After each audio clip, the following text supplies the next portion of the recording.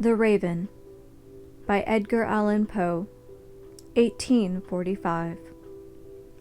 Once upon a midnight dreary, while I pondered, weak and weary, over many a quaint and curious volume of forgotten lore, while I nodded, nearly napping, suddenly there came a tapping, as of someone gently rapping at my chamber door. "'Tis some visitor," I muttered, tapping at my chamber door. Only this, and nothing more.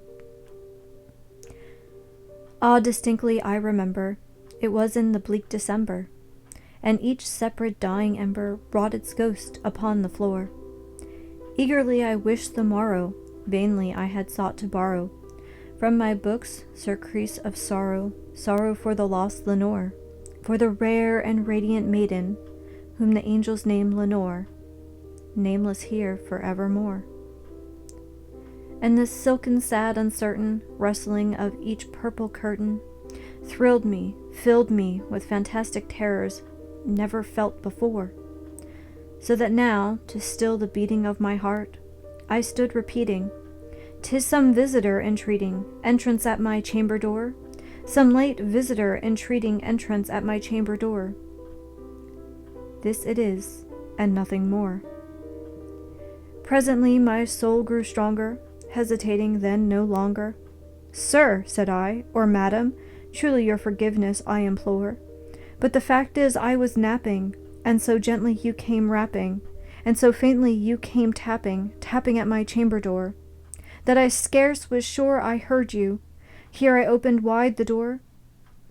Darkness there, and nothing more."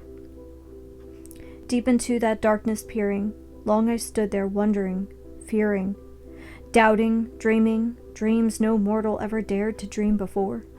But the silence was unbroken, and the darkness gave no token, and the only word there spoken was the whispered word, "Lenore." This I whispered, an echo murmured back the word, "Lenore." Merely this, and nothing more. Back into the chamber turning, all my soul within me burning, soon I heard again a tapping, somewhere louder than before. "Surely," said I, "surely that is something at my window lattice. Let me see, then, what thereat is, and this mystery explore. Let my heart be still a moment, and this mystery explore. 'Tis the wind, and nothing more." Open here I flung the shutter, when, with many a flirt and flutter, and there stepped a stately raven of the saintly days of yore. Not the least obeisance made he, not an instant stopped or stayed he, but with mine of lord or lady perched above my chamber door, perched upon a bust of Pallas just above my chamber door, perched and sat and nothing more. Then this ebony bird beguiling my sad fancy into smiling, by the grave and stern decorum of the countenance it wore. "Though thy crest be shorn and shaven, thou," I said, "art sure no craven, ghastly grim and ancient raven, wandering from the nightly shore. Tell me what thy lordly name is on the night's Plutonian shore." Quoth the raven, "Nevermore." Much I marveled this ungainly fowl to hear discourse so plainly, though its answer little meaning, little relevancy bore, for we cannot help agreeing that no living human being ever yet was blessed with seeing bird above his chamber door, bird or beast upon the sculptured bust above his chamber door, with such a name as Nevermore. But the raven, still sitting lonely on the placid bust, spoke only that one word, as if his soul in that one word he did outpour.